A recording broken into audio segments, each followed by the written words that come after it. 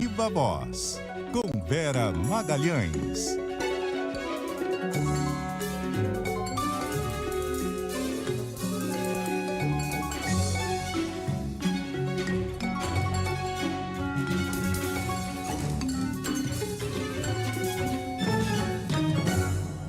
Oi, Vera, tudo bem? Boa tarde.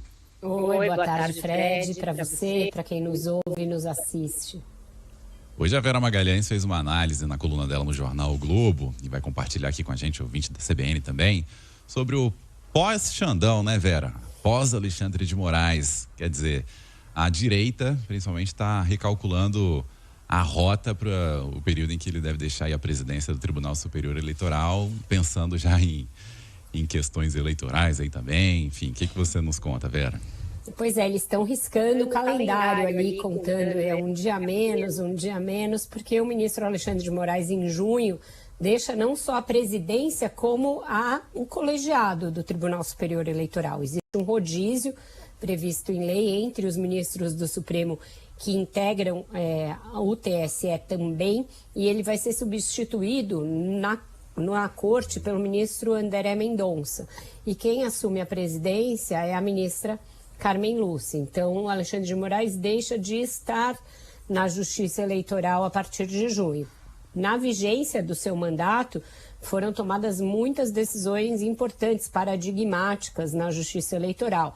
Não dá para esquecer aquela posse dele, a qual compareceram todas as figuras de proa da República, inclusive o então presidente Jair Bolsonaro, que se sentou na mesa de trabalho e levou ali uma certa descompostura, uma certa bronca por constantemente duvidar da rigidez da Justiça Eleitoral. Então, esse período em que ele ficou à frente do TSE foi marcado por grandes embates com o bolsonarismo e pela cassação dos direitos políticos, né, pela inelegibilidade do próprio Bolsonaro, que foi decidida no ano passado em razão daquele ato com os embaixadores em que ele investiu contra as urnas eletrônicas. Então, essa saída dele é vista pelos aliados do Bolsonaro como uma chance de reverter algumas das medidas que eles consideram extremas, como a proibição, por exemplo, de algumas figuras da direita estarem nas redes sociais, mesmo a resolução que vai vigorar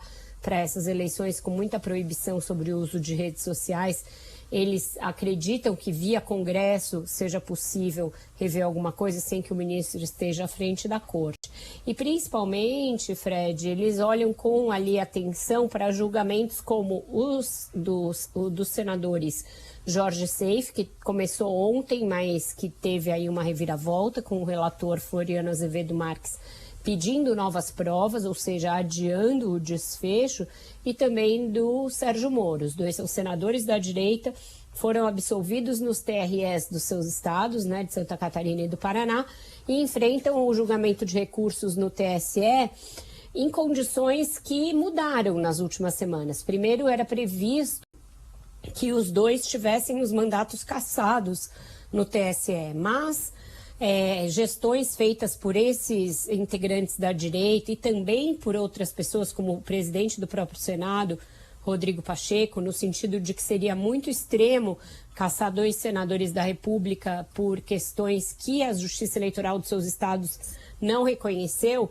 mudou um pouco o vento. Então pode ser esperado que os dois sejam absolvidos, e isso pode acontecer também nesse pós-Alexandre de Moraes, do qual eu falo na coluna, porque como ele sai agora, dificilmente vai dar tempo de julgar as duas ações antes da saída do ministro. Agora não deixa de ser frustrante pensar, né, Vera, que uma instituição que você imagina que esteja acima de qualquer coisa fique tão suscetível, né? Ao sabor aí, né? Dos ventos políticos eleitorais, quer dizer, com grupos fazendo aí os cálculos de vitória, de derrota, dependendo da composição, de quem entra, de quem sai. Quer dizer, o cálculo político definitivamente virou uma variável determinante no Poder Judiciário, né? Em tempos de democracia e muito instável, como a gente vive, Fred, isso acaba acontecendo. E não é só no Brasil. Se a gente olhar o que vem acontecendo na Suprema Corte norte-americana, também com uma mudança de vento para um entendimento mais conservador por lá, a gente vai entender que esses ventos da política também sopram nas demais instituições, mesmo aquelas nas quais os integrantes não são eleitos pelo voto, como é o caso do Poder Judiciário. A gente teve fases bastante conflitantes no próprio Supremo, que sem ter mudado tanto de composição, mudou muito de entendimento, por exemplo, em relação à Lava Jato. Com uma composição muito similar, reviu vários entendimentos, inclusive anulando várias condenações, como aqui tinha impedido o atual presidente, o presidente Lula, de concorrer em 2018.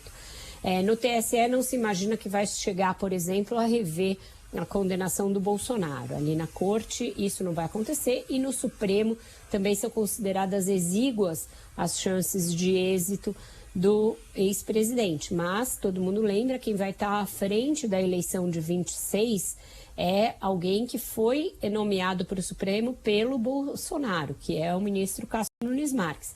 Então, essa fulanização, que você lamenta com toda razão, porque não deveria ser assim, as instituições deveriam ser infensas à mudança dos seus integrantes, ela pode também fazer o vento soprar para um outro lado na eleição de 26. Isso está lá na minha coluna também. Vera, bom feriado pra você, bom restinho de feriado. Ainda tem o dia inteiro pra aproveitar, né? Bom, e ainda vou na rádio, não tem não, Isso. Tem Viva a Voz grandão mais tarde, vamos falar de dia do trabalho, vamos falar aí dos desafios do Lula nessa área e mais discussões sobre esse caso do Jorge Seife, às 6 da tarde. Tá certo, beijo pra você, até mais. Outro pra você, bom trabalho, Fred. Vera Magalhães no Viva a Voz.